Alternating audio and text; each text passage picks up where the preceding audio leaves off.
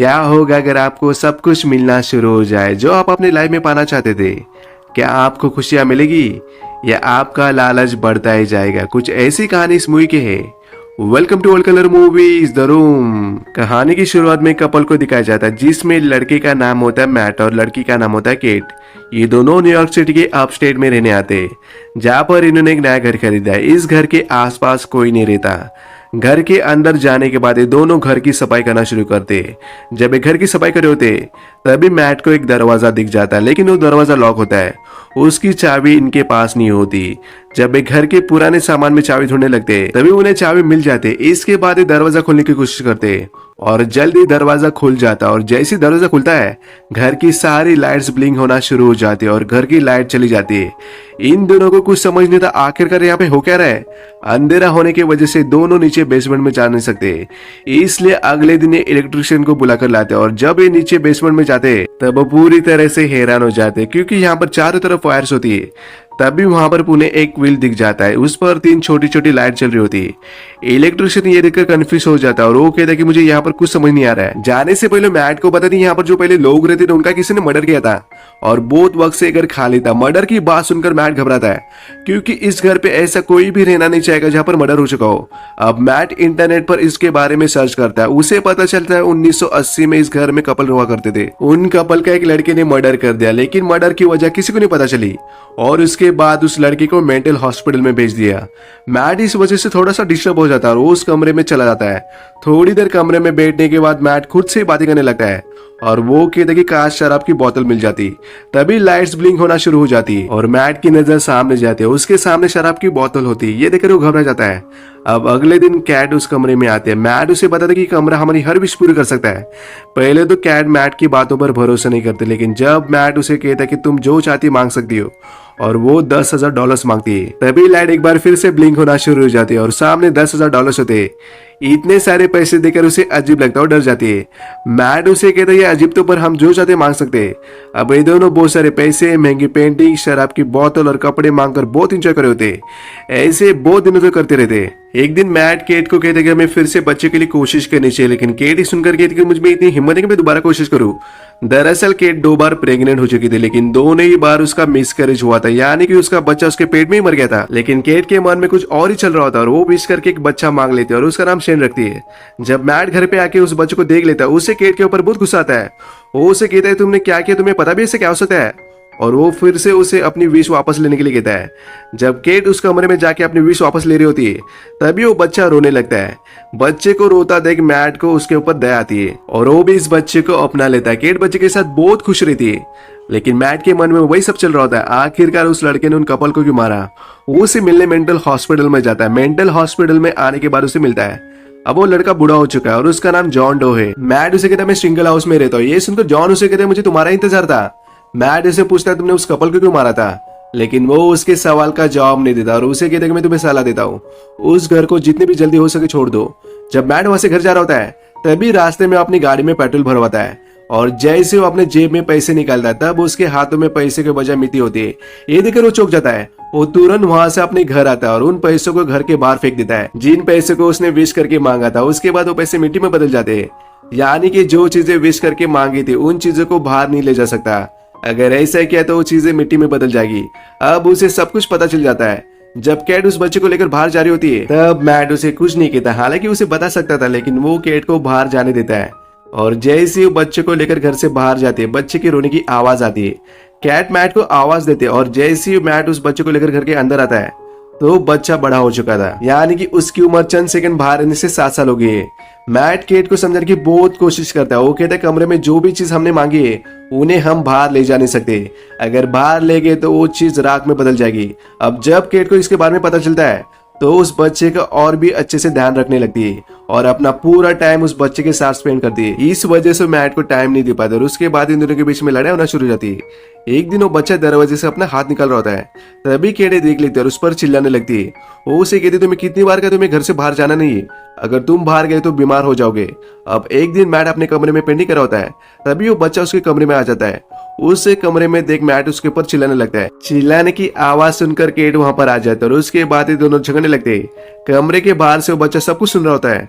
उसे यहाँ पर पता चल जाता है घर के अंदर एक कमरा है वो कमरा हर विश पूरी कर सकता है। अब वो नीचे जाकर उस कमरे तक पहुंच जाता है। उस कमरे को देखकर उसे सब कुछ समझ आ जाता है। अगले दिन मैट और केट उस कमरे में आ जाते तो देखते कि शेन वहां पर खेल रहा होता है। उसने विश मांगकर उस कमरे को पूरी तरह से नेचर में बदल दिया था। ये देखकर मैट उस पर चिल्लाता है और कहता है कि तुम दोबारा इस कमरे में नहीं जाओगे। इस बात से केट मैट पर गुस्सा हो जाता है और उसे कहते कि वो सिर्फ खेल रहा था। तभी फोन की रिंग बजती है और उस कॉल को वो बच्चा उठा लेता है। मैट वहां कर उसे फोन छीन लेता है और वो कॉल जॉन का था। जॉन उसे पूछता है ये बच्चा तुम्हारा है या फिर तुमने इस बच्चे को उस कमरे से मांगा था। मैट उसे बता रही मेरी पत्नी ने मांगा था। मैट इसे पूछता है उस कमरे से तुम्हारा क्या कनेक्शन था। जॉन उसे कहता है वो कमरा मेरी मॉम ने मुझे दिखाया था। आगे उसे पूछता है अगर किसी चीज को घर से बाहर ले जाए तो वो मिट्टी में ना बने, उसके लिए क्या करना होगा। जॉन उसे कहता है कि क्या तुम उस बच्चे को बचाना चाहते हो। मैट उसे कहता है कि हाँ। जॉन कहता है उसका तरीका भी है, तुम्हारी पत्नी के मरने के बाद वो बच्चा बाहर जा सकता है क्योंकि तुम्हारी पत्नी ने उस बच्चे को मांगा था और उसके बाद वो बच्चा अपनी जिंदगी आम लोगों की तरह बिता सकता है। मैट सुनकर उसे कहता है कि जैसे कि तुमने उन दोनों को मार दिया था बाहर की दुनिया में आने के लिए। वहां कैट सब कुछ दूसरे फोन से सुन रही होती है। मैट को पता चल जाता है कैट ने उनकी सब बातें सुन ली। कैट अपनी गाड़ी लेकर बाहर चली जाती है और बहुत वक्त होने के बाद भी वो अपने घर पे नहीं आती। शेन मैट को पूछते हैं मॉम कहाँ पर है। मैट उसे कहते कि मुझे पता नहीं और अपना सारा गुस्सा उस बच्चे पे निकलता है। वो उसे कहते कि हम तुम्हारे मॉम डैड नहीं है, हम तुम्हें बाहर जाने नहीं दे सकते। अगर तुम घर के बाहर गए तो तुम्हारी उम्र बढ़ जाएगी इतनी तेजी से कि तुम मिट्टी में बदल जाओगे। मैट उसे बहुत डांटता है और फिर उसे रियलाइज होता है उस बच्चे को उसने बहुत डांटा है।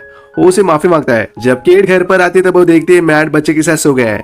मैट उठकर केट के पास चला जाता है और ये दोनों एक दूसरे के साथ फिजिकल होने लगते हैं। तभी वो बच्चा दरवाजे से इन्हें देख लेता है। जब ये दोनों सो जाते हैं तब वो बच्चा उस कमरे की चाबी लेता है। अगले दिन ये दोनों उठ जाते हैं। तभी वो देखते कि शेन अपने कमरे में नहीं है। जब वो उसे ढूंढ रहे होते हैं तब वो घर की लिविंग रूम में होता है। उसे देखकर वो दोनों हैरान हो जाते हैं क्योंकि उसकी उम्र बढ़ चुकी है। दरअसल वो कुछ सेकंड के लिए घर के बाहर गया था इसलिए उसकी उम्र बढ़ जाती है। शेन मैट के ऊपर गन पॉइंट करता है। मैट उसकी गन छीनने की कोशिश करता है और इन दोनों के बीच में लड़ाई हो जाती है।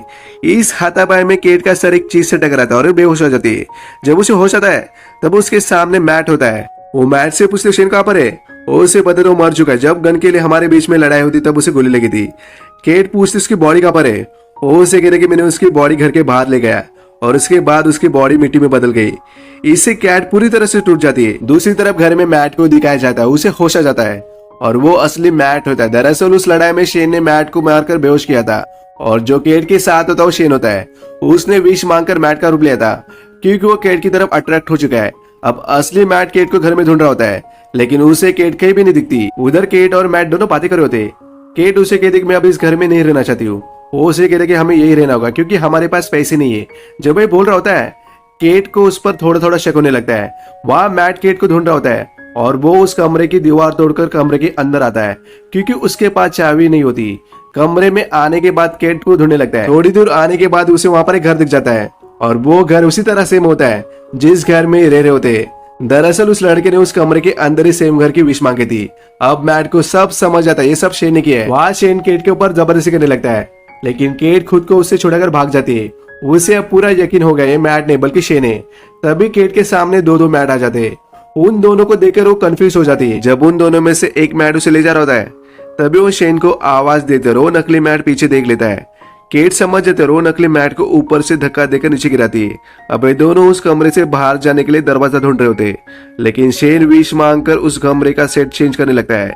इससे वो दोनों डुप्लीकेट घर में फंस जाते। अब मैट के दिमाग में आइडिया आता है और वो दोनों की क्लोन बनाता है ताकि वो शेन को गुमराह कर सके और होता भी वैसा ही है। उन दोनों की क्लोन के पास जाकर मैट की क्लोन को मार देता है। तभी उसे घर के बाहर वो दोनों दिख जाते। ये दोनों भाग रहे होते। शेन भी उनका पीछा कर रहा होता। मैट और केट कमरे से बाहर आ जाते और उस घर के बाहर जाने की कोशिश करते। तभी शेन वहां पर आता है और वो भागते हुए मैट की तरफ बढ़ने लगता है। मैट दरवाजा खोलकर उसे घर से बाहर ले जाता है। बाहर रहने से उसका पूरा शरीर जलने लगता है। जैसे वो घर के अंदर आने की कोशिश करता है केट घर का दरवाजा बंद कर देती है। इस वजह से घर के बाहर फंस जाता है।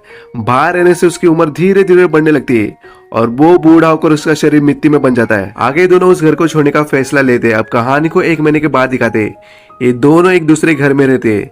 जब केट प्रेगनेंसी टेस्ट कर रही होती है तभी उसे पता चलता है वो प्रेग्नेंट है लेकिन उसके चेहरे पर डर होता है।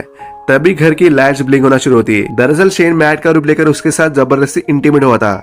इस वजह से केट को समझ नहीं आ रहा था कि वो बच्चा शेन का है मैट का है। इस कहानी में राइटर ने नहीं पता कि आखिरकार वो कमरा लोगों की विश कैसे पूरी करता था। शायद ऐसा हो सकता है उस कमरे में डेविल हो जो उस घर को पूरी तरह से कंट्रोल कर रहा था। इसी के साथ ये कहानी खत्म हो जाती है। फिर लौटूंगा एक अच्छी कहानी के साथ। तब तक के लिए बाय बाय।